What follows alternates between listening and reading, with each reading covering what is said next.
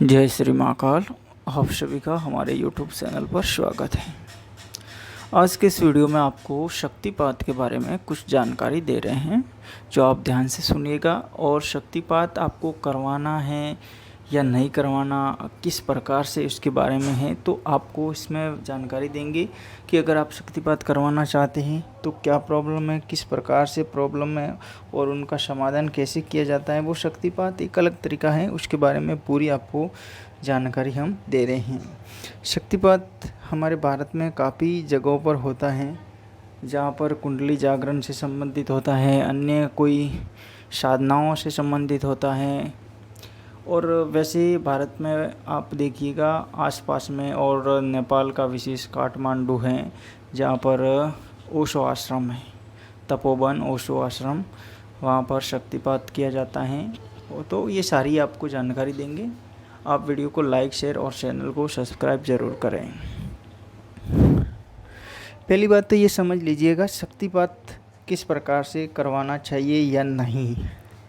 तो अगर आप साधना के क्षेत्र में हैं, कि मान लीजिए आप साधना कर रहे हैं, तो साधना में आपको कितना समय हुआ है कि काफ़ी समय हुआ है, आपको कोई ऐसा महसूस नहीं हो रहा है, आपकी कोई शक्तियाँ हैं, आंतरिक शक्तियाँ हैं, कुंडलिनी शक्तियाँ हैं, वो काम नहीं कर रही हैं, आपको कुछ भी अनुभव नहीं हो रहे हैं और आप परेशान हो रहे हैं काफ़ी, तो आपको शक्तिपात करवाना चाहिए।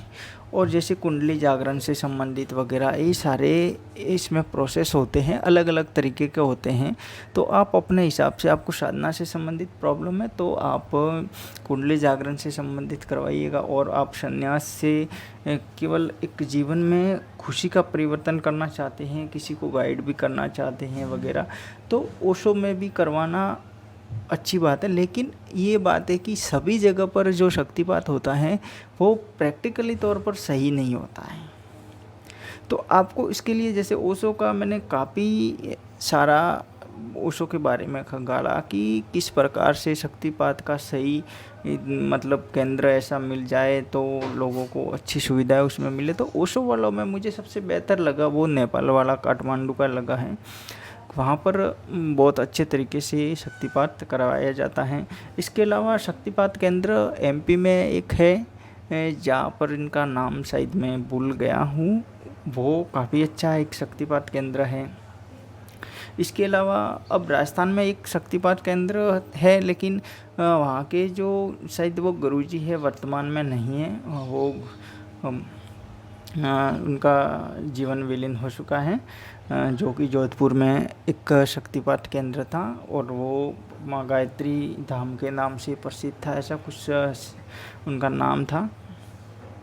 और इसके अलावा काफ़ी सारे शक्तिपात केंद्र हैं, सभी जगह होता है, लेकिन इतना विशेष एक होता है वो होना चाहिए।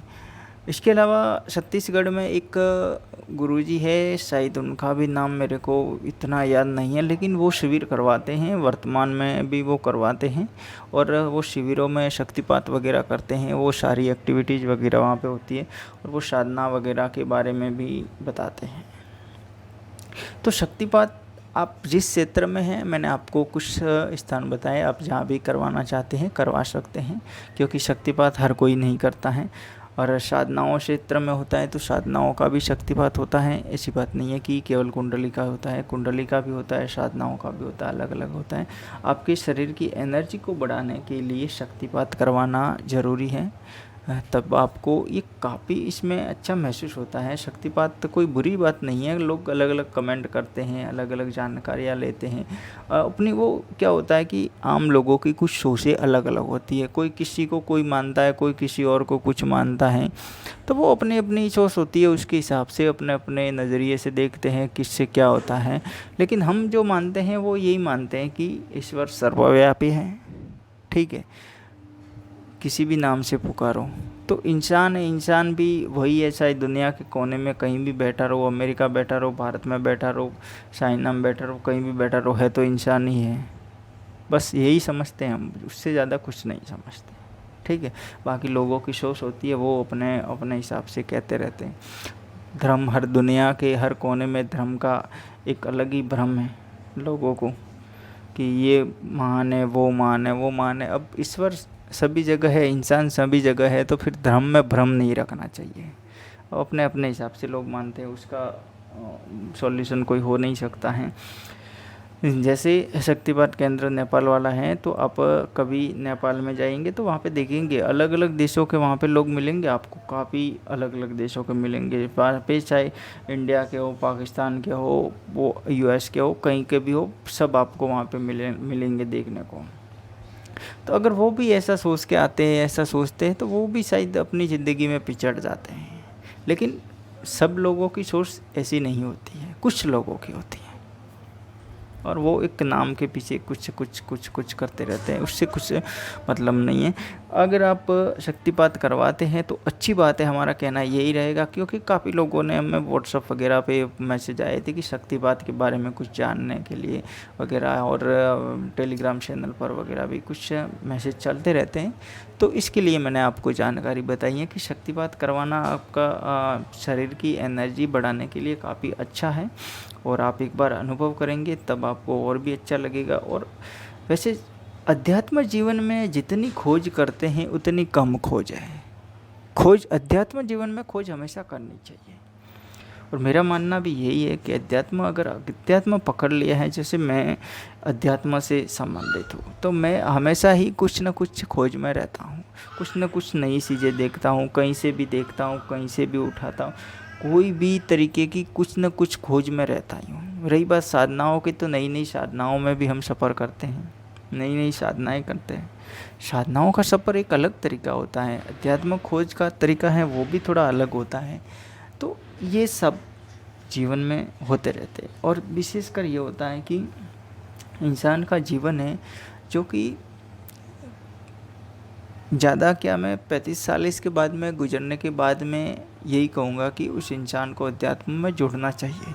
चाहे वो किसी भी काम धंधे नौकरी में है, कहीं भी है, कुछ भी है, फिर भी उसको अध्यात्म में जुड़ना चाहिए। 35 के बाद में तो कम से कम जुड़ना ही चाहिए, और 40 तो निकलना ही नहीं चाहिए। 40 के बाद में तो फिर उसको अध्यात्म पकड़ना चाहिए, ताकि वो क्या होता है कि जीवन में जितनी आपने 40 साल तक, 35 साल तक जितना कुछ किया है, उसमें अच्छा किया है, बुरा किया है, वो सब आपको पछतावा हो जाएगा।